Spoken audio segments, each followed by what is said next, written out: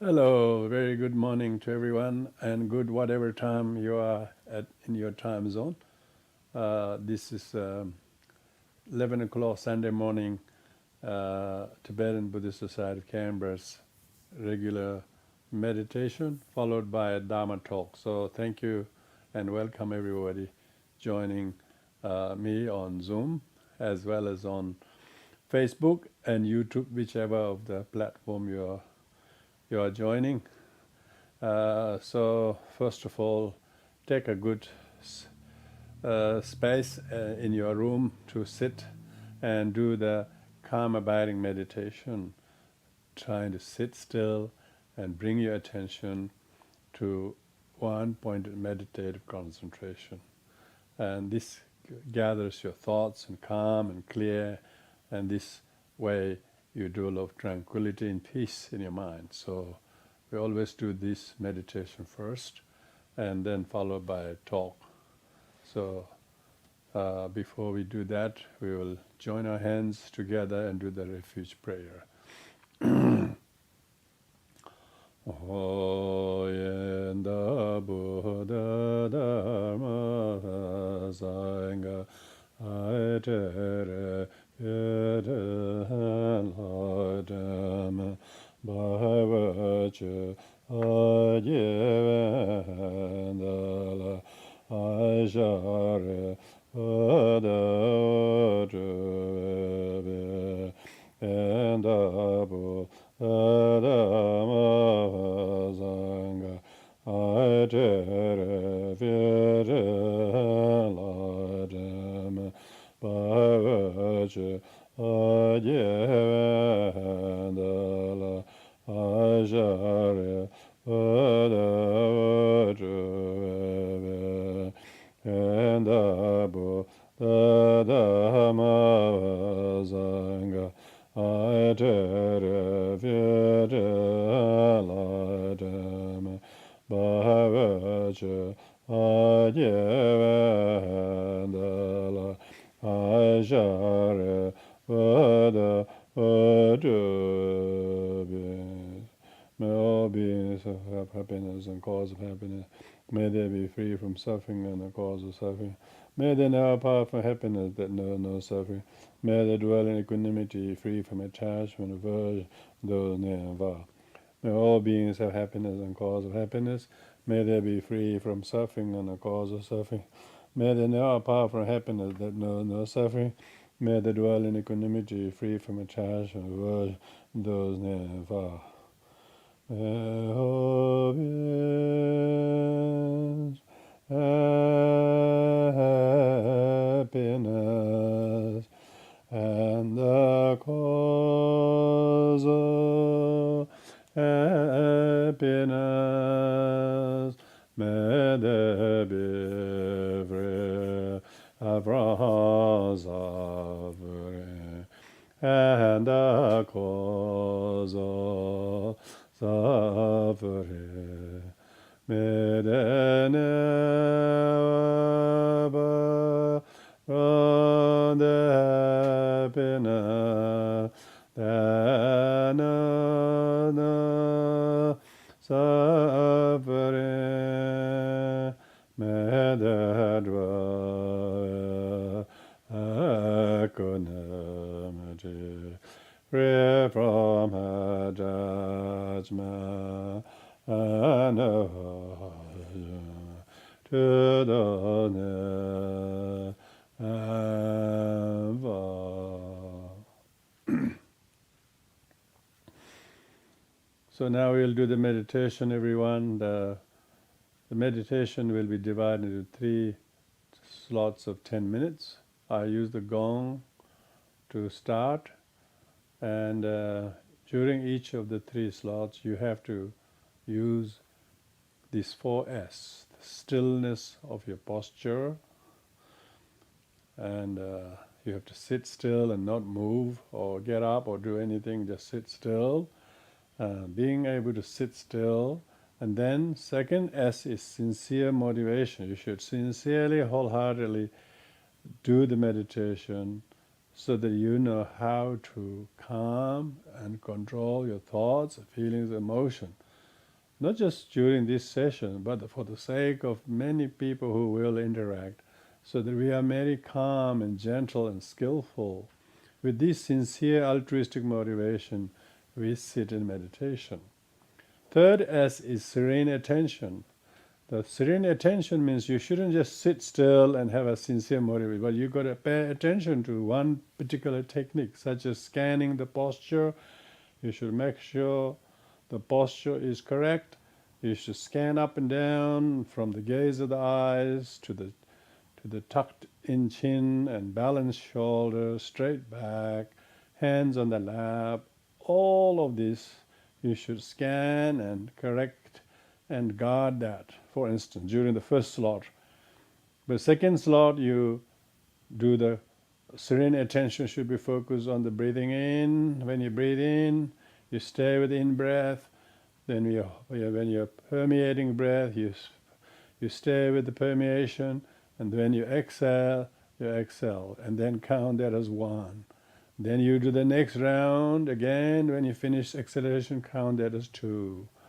And next one, count that as 3. So that's the serene attention. During the third slot of time, you do the reverse counting of super qualified attention that you pay serenely in doing just that. So that third S is the main technique. The fourth S is you should just simple. You should just simply sit still with sincere motivation, undistracted, mind very one-pointedly focus on the posture, for the round of breath, for forward counting of the breath, reverse counting of the breath. So you actually stay very still, so the attention is not, distracted or dull or lazy or bored or restless like that. You just stay very one-pointedly counting so many forward rounds of breathing, and for so many reverse counting of the round of breath, so that during the next 30 minutes you are actually able to really sit still and what everybody wish they could meditate. That's exactly what you do. Meditation is just sitting still and have one-pointed concentration. So we'll do that. So I'll now use the gong bell to start, and each 10-minute slots, you observe that and sit still.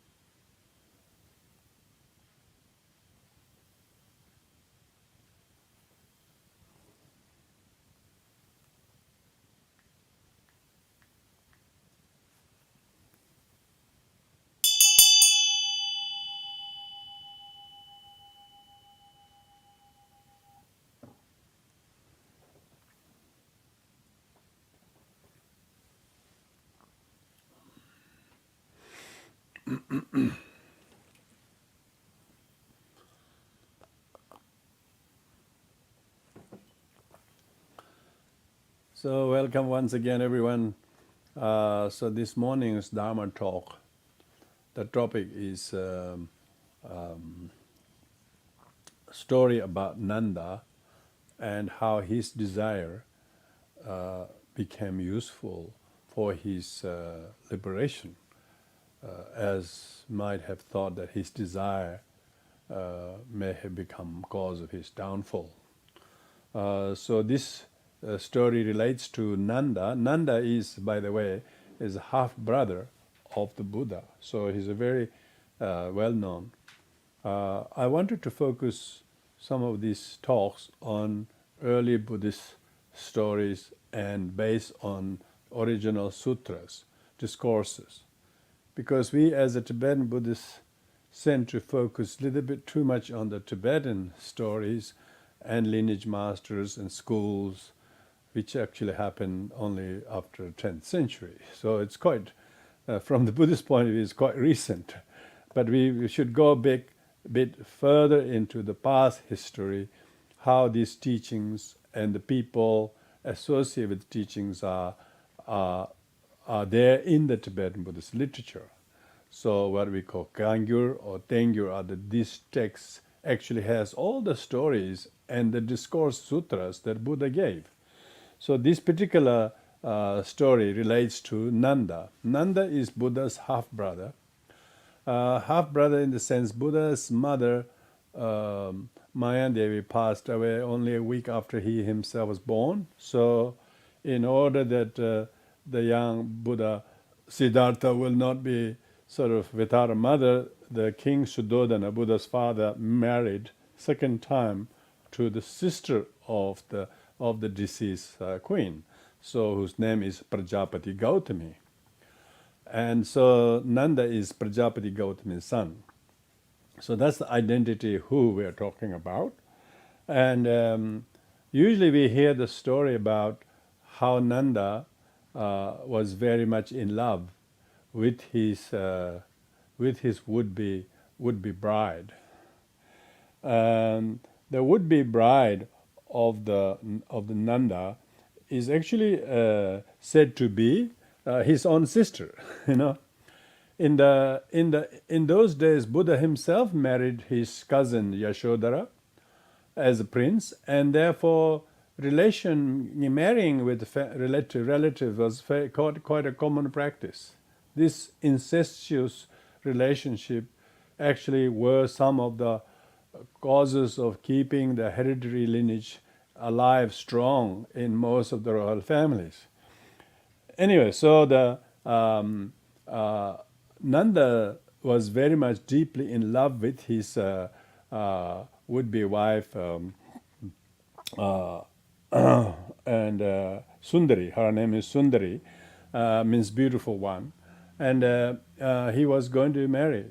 And then it is said that one day when Buddha returned Buddha returned to Kapilavastu, and then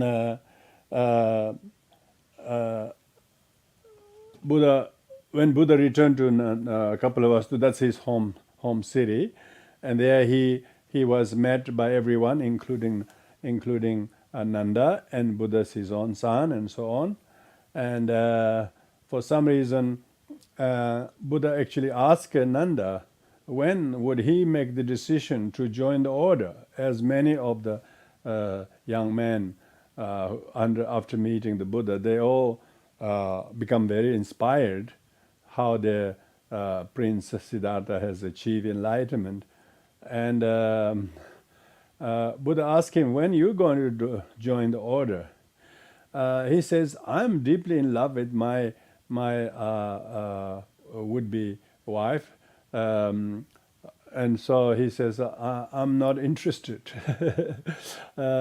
So Buddha said, okay, fair enough, fair enough. And so didn't quite put him down, saying how, Anyway, so somehow, because everybody was becoming monk, And when the Nanda himself felt a little bit sort of unawed because everybody was becoming monastic and order, joining the order, whereas he refused because he was in deeply love with Sundari. Sundari was very, very beautiful, and Sundari was also herself very much much in love with herself, with her beauty. So she herself thought she was really beautiful. So everybody must love her, and who else but her brother? So that was happening, and then anyway, one day Buddha was able to persuade. Buddha did want to persuade Nanda to become a monk, but he didn't follow the normal sort of traditional way of discouraging marrying her. Rather, he said, let's go for a walk. So the two brothers went for a walk in the forest, somewhere in the foothills of Himalayas, and then Buddha showed a charred body of a she monkey. A she monkey, a female monkey's body was fairly charred. And Buddha said, "Oh, Nanda, can you see this?" And Nanda said, "What? This charred body of the she monkey?" And then Nanda said, "Yeah." Buddha said, "What do you think? Is your Sundari, your would-be wife, more beautiful than this charred body of the she monkey?" He said, of course, my Sundari is far more beautiful. How do you make such a comparison? This is charred body of a she monkey, and you're comparing my would-be wife with this. This is ridiculous. No, of course my wife is far more beautiful. And Buddha said, "Oh, fair enough, fair enough." So, and that made Nanda feel that, oh gosh, my wife's very, very beautiful. How dare he compare? How dare my elder brother compare she with this charred body of a she monkey? He was shaking his head. And after a while, Buddha miraculously took Nanda to the heaven of 33 realms. And then they will see all this amazing scene and beauty and elegance and perfect everything, divine realm of the heaven of 33 realms, and then Buddha took his brother and toured around and all these amazing heavenly damsels, all one. There's no exception. Everybody was very, very like a goddess. They are goddesses, so beautiful. And then Buddha said, "Hey, Nanda, come over here." He said, "What do you think of these damsels?" He said, "Do you think your beautiful wife compare with these damsels?" And then Nanda said, "No, actually, my my would-be wife looked like a she monkey in comparison to these damsels." And then Buddha said, "Oh, really? Oh, you think so?" He said, "Yeah." And then Nanda said, "How do you get to be born up here to have to go out with one of these heavenly damsels?" and then Buddha said, "Oh," he said, "to do that, you have to become a monk. If you become a monk and join the order, and then you practice very diligently, and then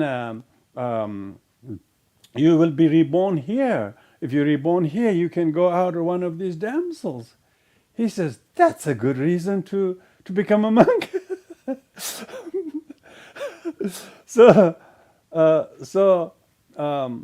So Buddha then brought them down,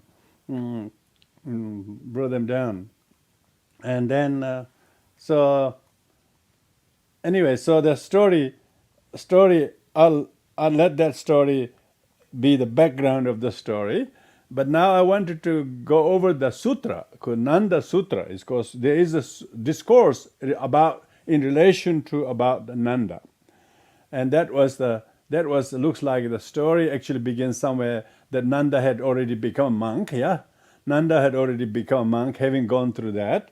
Then the story doesn't.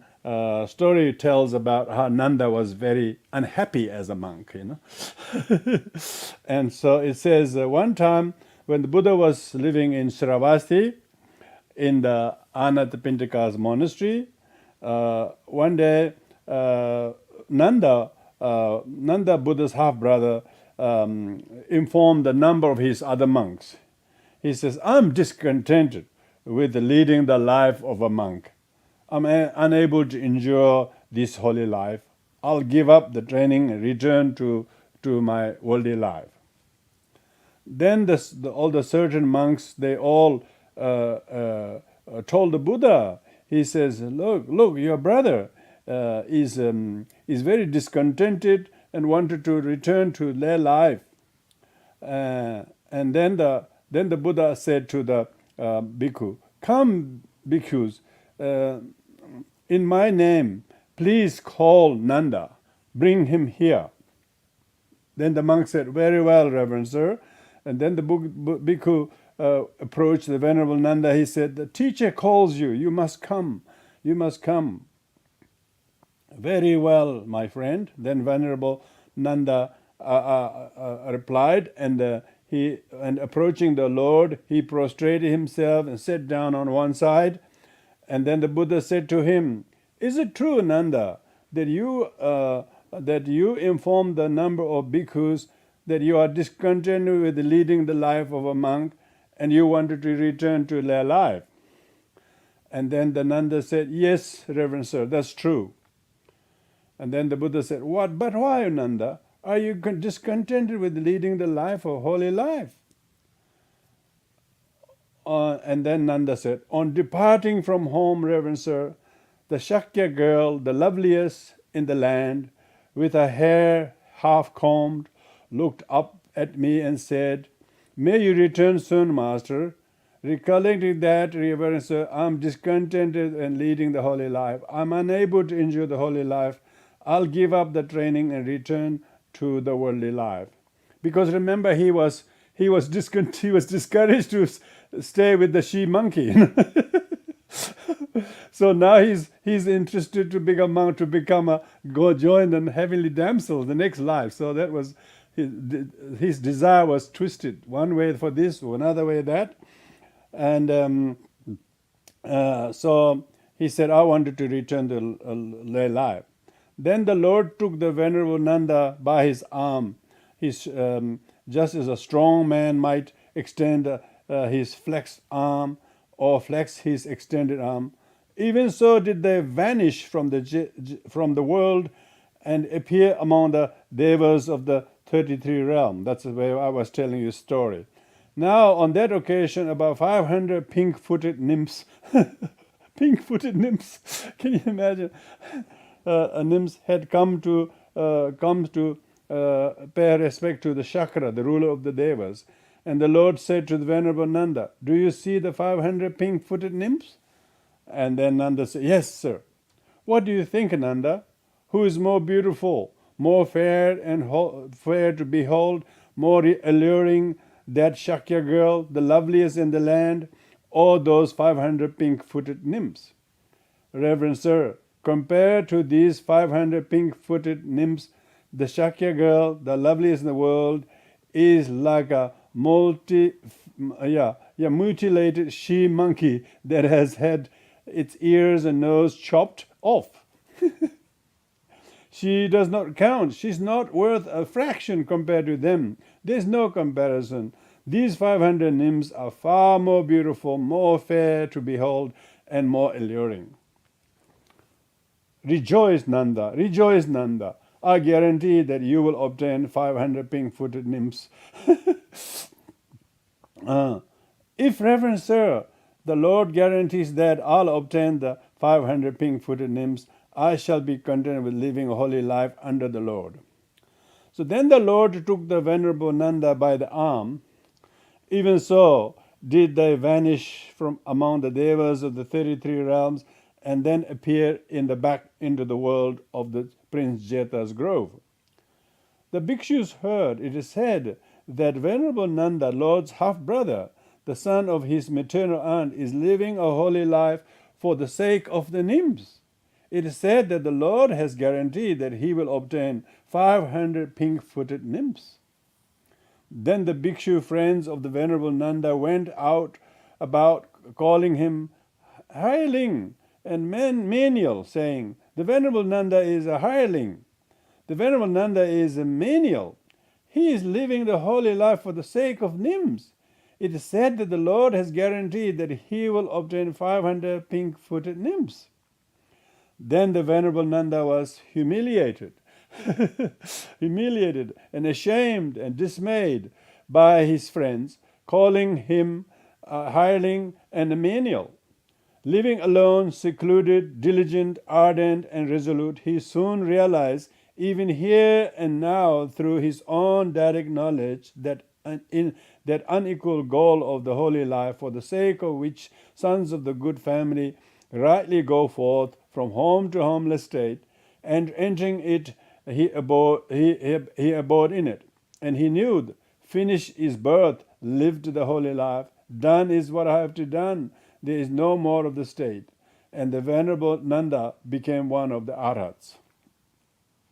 So this story therefore says how the Nanda became an Arhat. When the night was far advanced, a certain Deva, god, surprisingly beautiful, illuminating whole world of the Jetavana grove, approached the Lord, prostrated himself and stood on one side. Standing there, that Devata said to the Lord, "Venerable Nanda, Reverend Sir, Lord's half-brother, son of the maternal aunt, by the ending of the taints has realized here and now through his own direct knowledge and taintless mind deliverance and wisdom deliverance, and entering into it, he abides in it. The knowledge also arose in the Lord. Nanda, by the ending of taints, has realized here and now taintless mind deliverance, wisdom deliverance, and entering into it, he abides in it. When that night had ended, Venerable Nanda approached the Lord, prostrated himself, sat down on one side, and said to the Lord, "Reverend Sir, as to the Lord's guarantee that I will obtain 500 pink-footed nymphs, I released the Lord from that promise." He said, "I'm no longer interested from that promise." But Nanda, comprehending your mind and my mind, I knew Nanda has realized here and now the taintless mind deliverance and wisdom deliverance. Also, the Devata told me, the Venerable Nanda, Reverend Sir, has realized here and now the taintless mind deliverance and wisdom deliverance. When Nanda, your mind has released from taints without grasping, I was then released from that promise.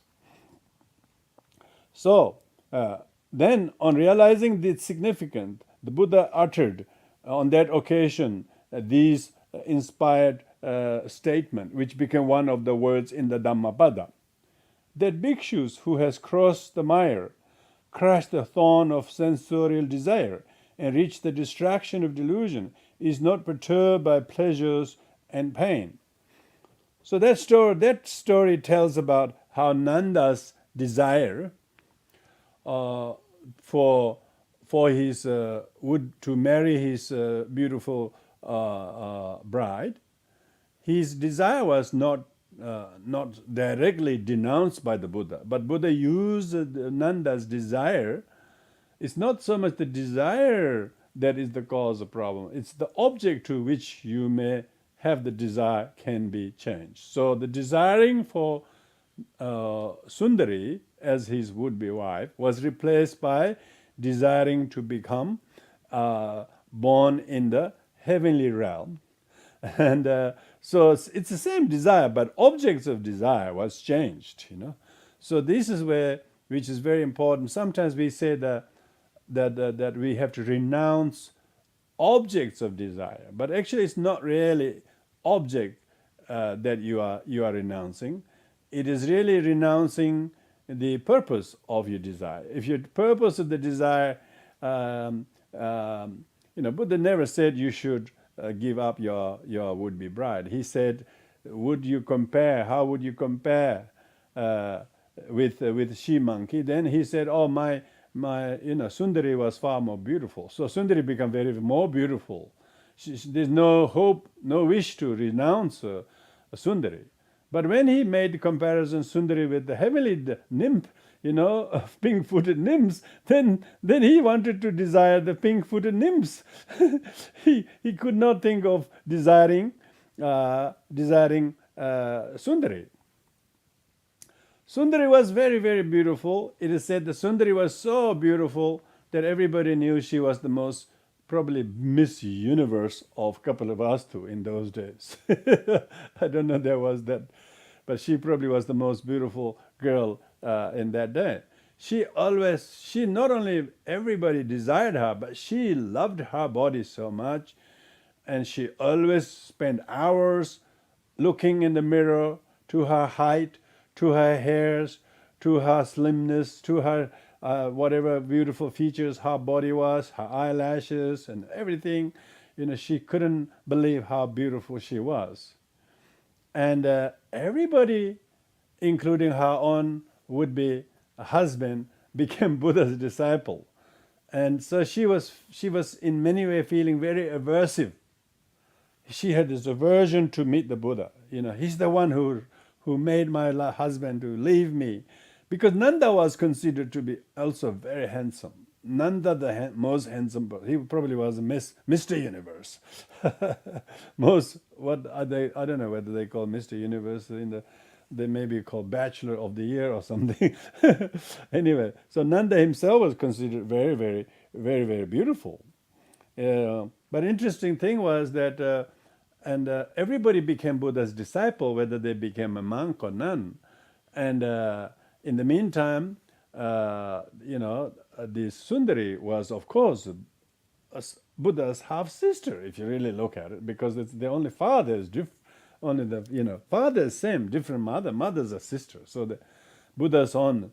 So she was somewhat sort of aversive to the cousin for taking away her husband into monastic, and she losing him. So, but at the same time, because everybody was attending his Shakyamuni Buddha's teaching, then Sundari didn't wanted to Sundari didn't wanted to become his disciple, but she was more interested to enjoy her beauty and so on. Anyway, one day she thought maybe I should just go in one day to the teachings of the Buddha, because everybody's going. Why shouldn't I? So she went. Buddha now knew that she was attending. So Buddha arranged miraculously two most beautiful girls that is only that magically produced were standing beside the Buddha and fanning him and acting as his attendant and so on, and while Buddha himself was giving the discourse. As this was happening, when Sundari came to the teaching, she couldn't believe her eyes. She's never seen anybody more beautiful than her. And now today there's incredible two young women standing beside the Buddha and offering their services in terms of fanning and bringing water or whatever it is, sitting there, and Buddha was giving teachings. Buddha was giving the teachings on the impermanence of beauty, impermanence of the beauty, and so on. So at that time, she was listening to the Buddha's discourse on the impermanence of the body, how youthful, how young body become decomposed, and she could see that while she was listening to her teaching, Buddha's teaching, she could hear her own body is aging quickly. She was young and slim and tall and very, very, very, very tender skin, but all of a sudden she could see her skin. It's like a fast forward, like another 30 years. Her life was fast forward for 40 years, and she could see her faces become wrinkled, hairs becoming gray, hairs dropping, and limbs become crooked, and she was wheezing. She was just suffering the old age. She couldn't believe that she will eventually become like that, inevitably. And then she realized the teachings of the Buddha, that how everything is impermanent, and you cannot desire your body as being perfect and beautiful, because it is, but it's not going to last long. It's only going to last for a little while, and instead of becoming cause of happiness, your body become bag of suffering, is a burden of suffering. So she realized, she just by attending one teaching on the on the on the nature of the decomposing body in a matter of 20, 30 years time, 20, 30 years time. Yeah, we're talking about 20, 30 years is very short if you read. Sometimes it looks a little bit long, but Buddha fast forwarded 20, 30 years in one teaching session, and she could see her body becoming decrepit and aging. And she, instead of becoming attached to her body, she thought, my body is a skeleton wrapped up in the skin and a bit of flesh, but otherwise there's nothing substantial, permanent thing at all. So she realized how deluded she was, that she was so fascinated by desiring herself to be the most beautiful one, and she was so attached to her body. Yet Buddha, through his miracle and teaching, revealed her that not only she has, of course, Buddha, Nanda became a monk. How about Sundari?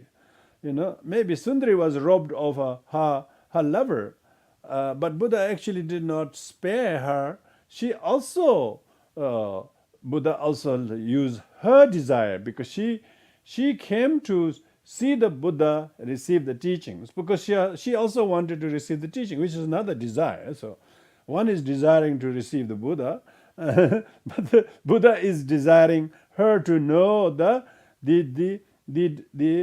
demerits of attachment to the body, and therefore use her wish to free from that attachment to the gross physical body as a cause for her spiritual deliverance.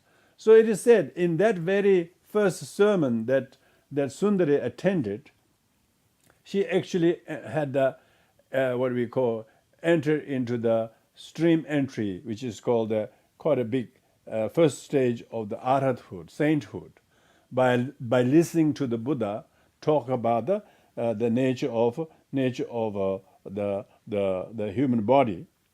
And so this story about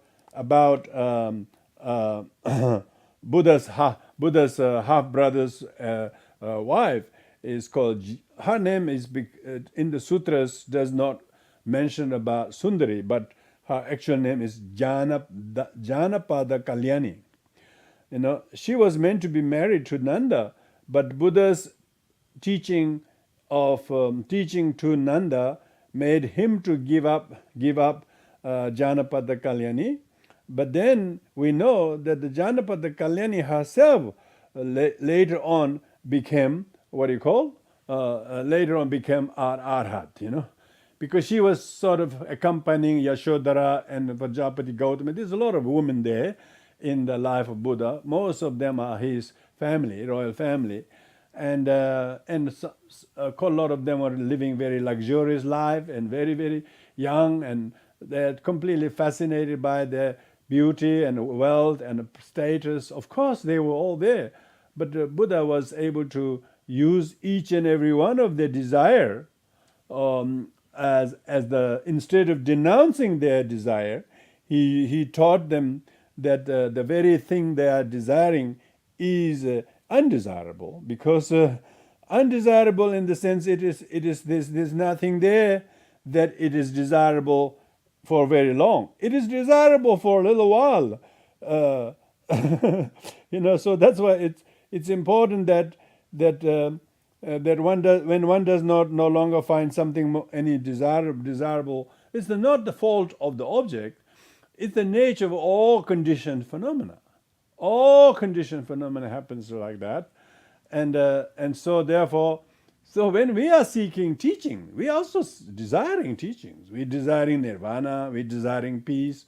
So there's nothing wrong with the desire. It's just that if the desire was focused on misconceptions, desiring things that are themselves undesirable, then of course you'll be disappointed, and you will suffer the consequences of a desire. But if you use that very desire,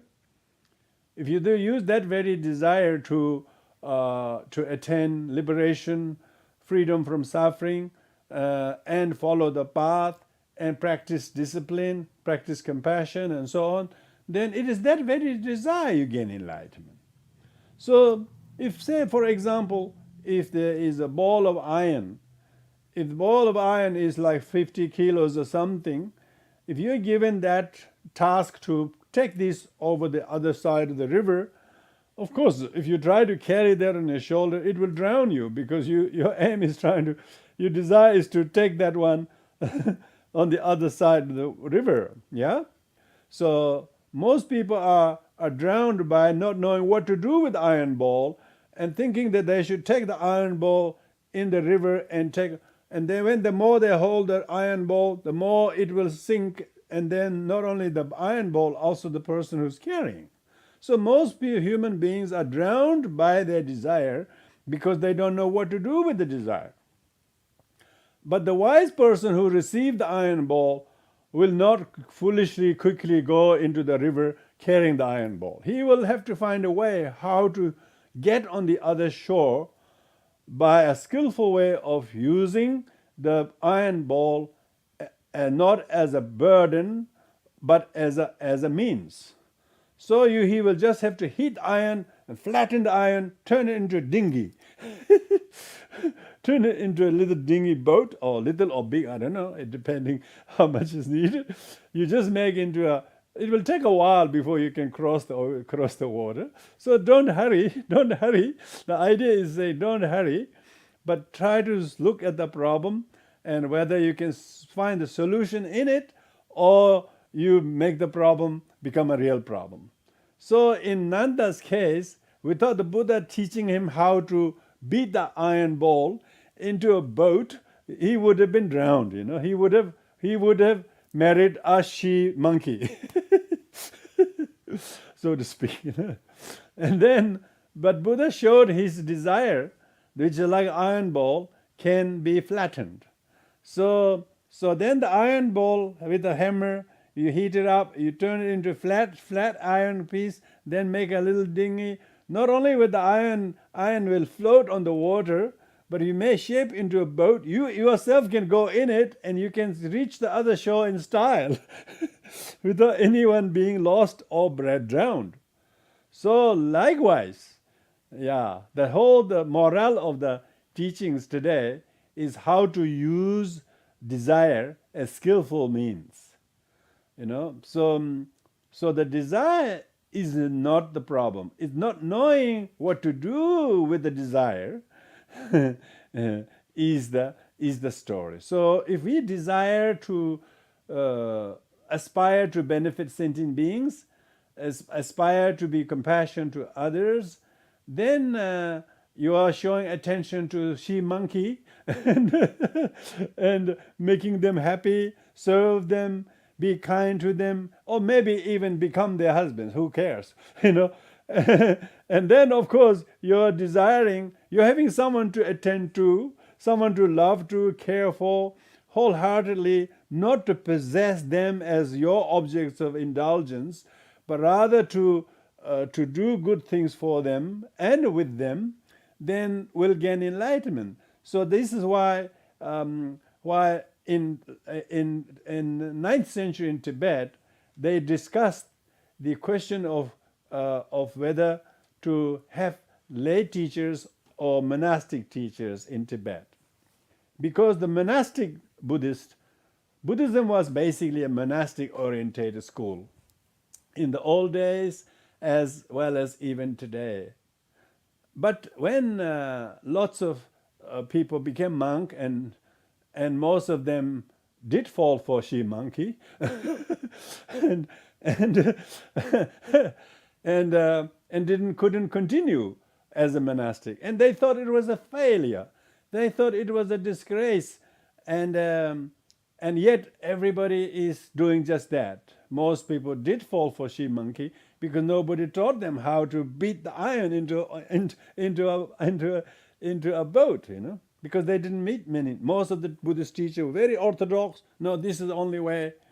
Oh, only men can become enlightened. Only monk can enlighten. Women cannot get enlightened. They cannot even become nun. This kind of Buddhism was the cause of the disappearance from India, I must tell you. There may have been, of course, various political and other reasons, but overemphasis of the monasticism. And then when the Buddhism did reach Tibet, the Tibetans, with the aid of Padmasambhava and Kamalashila and the Tibetan king Songtsen Gampo, they therefore wondered whether the monasticism will establish and thrive in Tibet or not.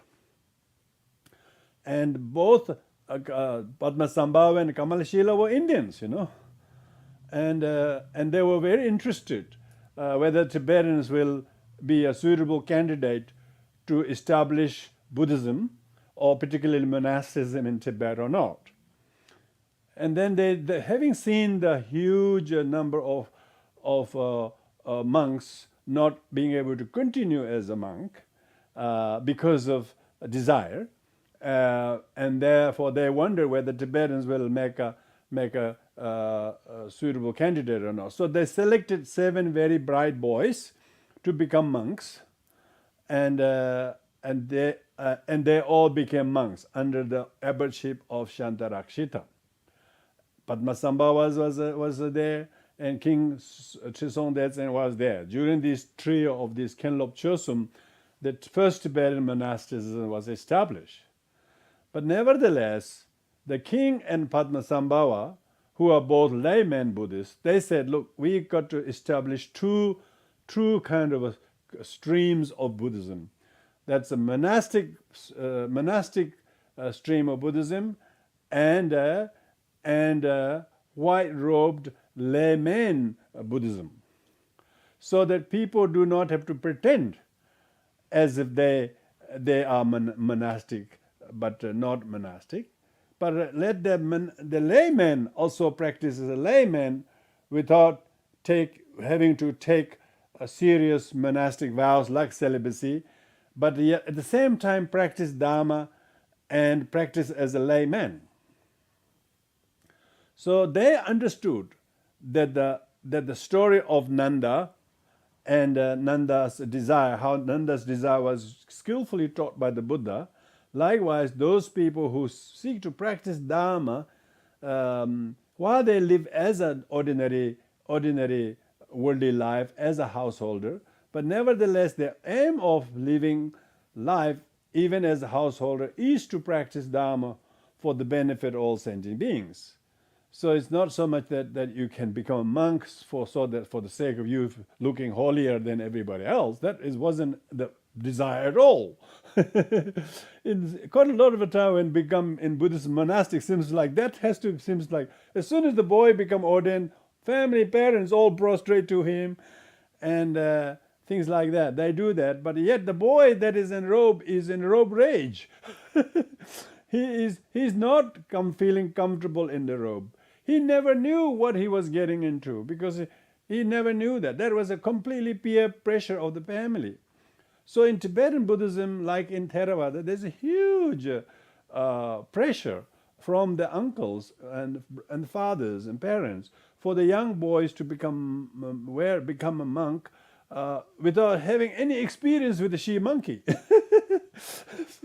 So they were taught as that you should become a monk without they having anything to renounce. They never had any pleasure. They never have any things to renounce. They were made to become monks for the sake of pleasing the uncles and father, just for the sake of the merit of ordaining, but without realizing, the candidate actually got no idea how difficult it is to be a successful, be able to live a monastic.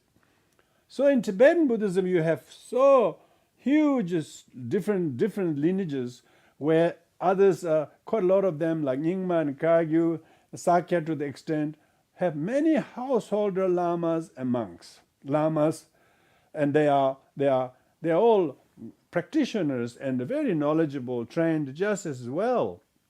But they're all householders. They're all householders. But their desire to attain enlightenment is no less than those who are monastics, and who are disgusted with she monkeys. So the monastic Buddhism, like Gelugpa lineage, are very, very, they say they are the reformed lineage. They are so pure. They will not marry, they won't have family. They will live a very pure monastic life. But are they really living a pure monastic life? Of course, we would like to believe they are. Of course, they wouldn't tell unless they are. But nevertheless, the Tibetan king Songtsen Gampo and Shantarakshita and Padmasambhava had the vision since then to allow the desire for attaining enlightenment for the benefit of other sentient beings more important, which is called bodhicitta, more important than the desire to become a pure monk for the sake of gaining more offerings or respect or honor from the worldly people, so that you will be treated as something special because you are vegan or somebody, vegan people don't become vegan for the sake of being respected, do they? I don't think so. People are vegan because they believe in not harming sentient beings, not eating meat, and not taking milk and butter and cheese from the cow. And they have many personal reasons. They desire for health. They desire for ethical reasons, not because they want to be respected as a vegan. So nevertheless, in Buddhism, there is this huge Buddhist culture that if you have a monk in the family, then the family is decent. They have not failed to recruit one person to become a monk.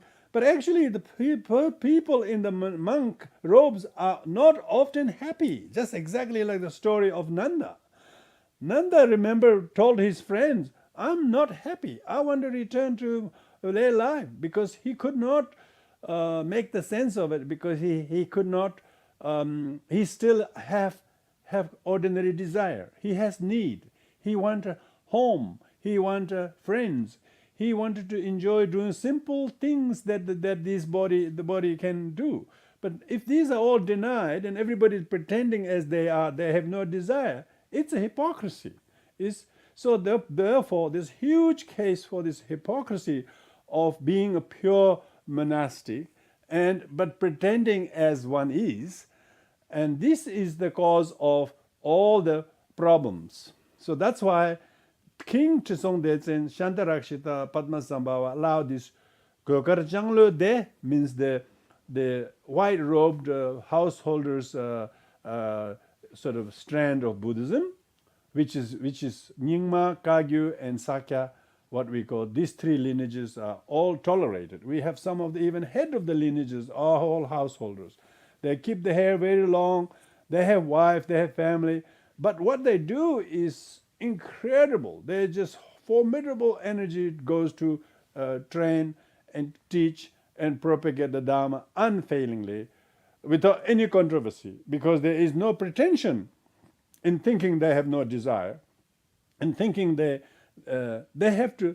Their mother is a she monkey. Their sister is a she monkey. How many she monkey can we get rid of?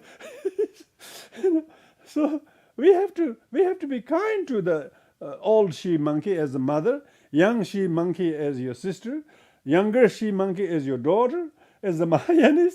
We cannot turn our face to them as if they are the cause of the problem. This depiction of Buddhism by monasticism has created the very cause of its decline, both in India, and I'm sure they are now saying in India and Tibetan community, by 2030, there will be hardly anyone who want to become monk. Why? Because they are more exposed to modern comfort and things. Parents have no reason to send them to the boy to the monasteries, because until now they're only sending the monastery because they can't afford to feed them. That's the only reason they send the boys to the monasteries. Not only, of course, one of the many reasons to send the boys to monastery, because free education, free clothing, and who doesn't want to de-stress their life with 5 children and not 2 of them sent in a monastery. Now there is a huge 21st century where people are adopting Buddhism out of knowledge, not out of blind faith. There is a very valid reason to take up Buddhism and specifically embrace monasticism by your own genuine renunciation from desire of samsara and a material world and a desire, ordinary desire, and desiring to attain enlightenment, and then you may actually become a monastic, for instance. It is said nowadays there are more retirees in Sri Lanka that are becoming monk than the young ones joining. Why? Because as a retiree, you actually know there is nothing much you can enjoy anymore. Even the desired object become undesirable. They really turn out to be she monkeys and baboons. But the she monkey is for the monks talk about women. How about the women talking about the men? They are baboons. All the men are baboons. All the baboons, so both become undesirable she monkey and baboons, So of course, when you become old, you don't have the same desire level as you thought, but you are still seeking to attain Buddhahood for the benefit of enlightenment, for the sake of that still is even more relevant now. So then, no wonder why more retirees and grown-up, very, very capable professionals are now joining monasticism. Why? Because they have lived a layman in samsara, in the material world for many years. Now they actually know what they don't have any craving for that. They actually can see it's a she monkey. They can see it's a baboon. And they see there is nothing to desire. And therefore they actually desire to attain enlightenment for the benefit of all sentient beings. So just as Buddha skillfully taught Nanda to use his desire for the sake of becoming a husband of the heavenly and a pink-footed nymph, he didn't say desire is bad. He says you should choose this one for that. So you change the object of desire. So when your object is to enlightenment for the benefit of sentient beings, for the benefit of promoting peace and kindness and tolerance, that's more important than for me to attain arhathood or looks holy and pretend to be holy. These are really she monkey desires. Desiring to be seen that you are holier than anybody else when you are not is a hypocrisy. So therefore, learning to renounce that is real renunciation. And then, but live as a layman, as a householder, but still practice Dharma and study, with its limitation, by the way, and take then whatever measures there are to develop discipline and meditation and wisdom in your own case. Because if you want to be disciplined, it's a desire. If you want to be meditate, it is a desire. So which desire is poison, which desire is not poison, It's not the desire that is the problem, it's the object with which you are fixated to. If your aim is to attain Buddhahood, aim means desire, your desire to attain enlightenment. So we can have a contaminated desire and uncontaminated desire. If all the great masters are reborn in the world with the desire to come back to the whole world, that's not contaminated desire. That's uncontaminated. Even to wishing bodhicitta is a desiring bodhicitta. You wishing to have bodhicitta, you're still desiring. So this, what we are talking about here is how can we use the desire as a means to become useful rather than denouncing one object and then promoting another. So it's nothing to do with the desire, it's the object. But in the old classical teaching, it's always denounce the object. They talk about the object. That object is the cause of your failure. But it's not. It's not knowing what to use the desire itself. If you know how to use the desire, the iron ball, if you know how to turn the iron ball into a small boat, then it's not the problem of the iron ball, is it? It's not knowing how to shape it into a ball, shape it into a boat. As long as you know that you can, that's why the usage and transformation of the problem, understanding of the problem, and find a solution from that. The iron ball is not the problem, but one who doesn't know that it can be shaped in a form of boat is. So when you know how to shape the iron ball into a boat, you didn't get rid of the iron at all. It's an unmodified version of it, unmodified version of the problem. So Buddha said, suffering must be understood, its origin must be discarded. Origin is not knowing what to do with the shape of the iron ball. When you discard the ignorance and then know the iron could be melted and then shaped it and beaten into a flat iron, then shaped into a boat, then it becomes a cause of useful cause of your reaching the other shore. You don't even get wet yourself, let alone losing the iron ball and yourself drowned in the water. You see, this analogy shows that how can we use our desire as a usefully rather than let the desire plunge oneself into decadence and extreme kind of indulgence. Yeah, that's exactly what it's talking about. So then you can easily let go that you thought was the most beautiful in the world. Actually, you realize it's not. It is not. It's your desire makes it look more desirable than actually it is. You see undesirable ones desirable, and when you are so intoxicated by the contaminated desire.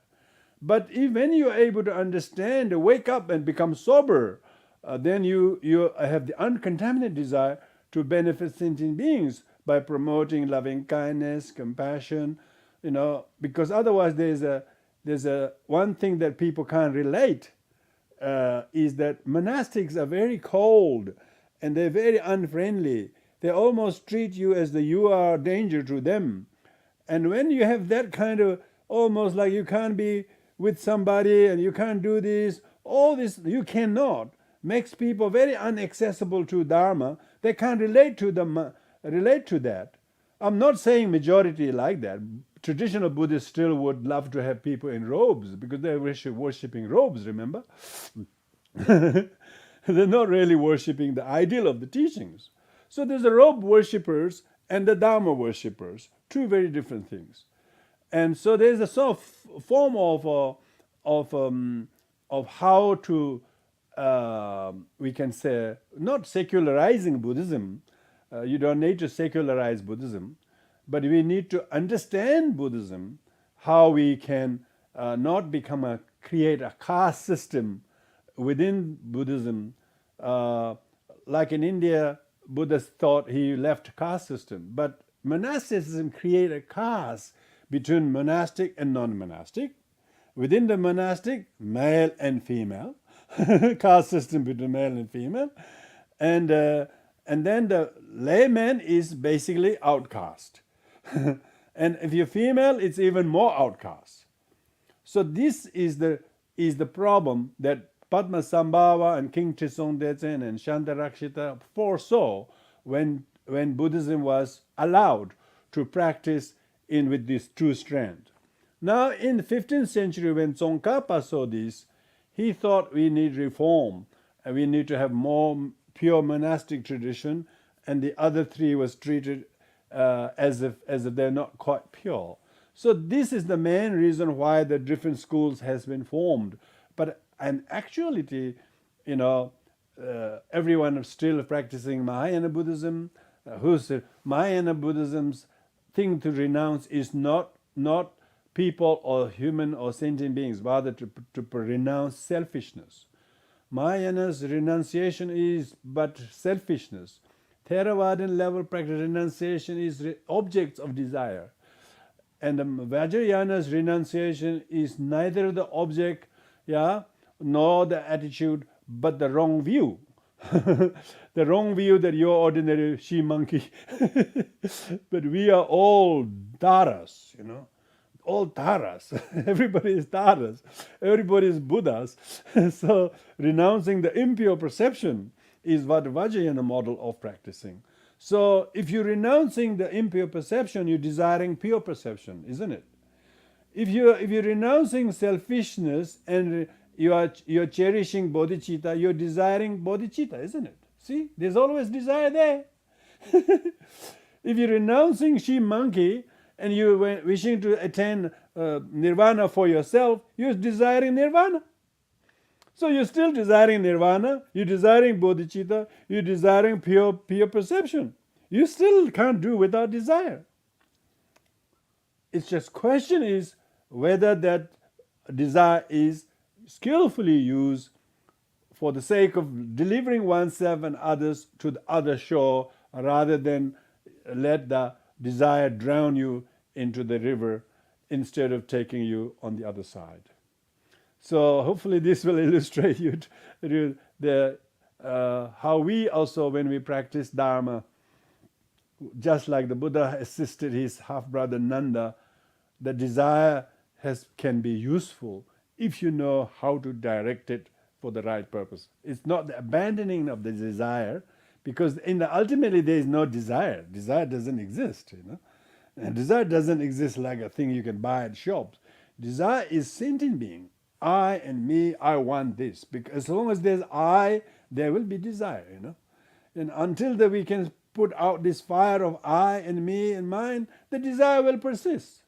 We cannot put out the fire of desire unless we put out the fire of I and me and mine.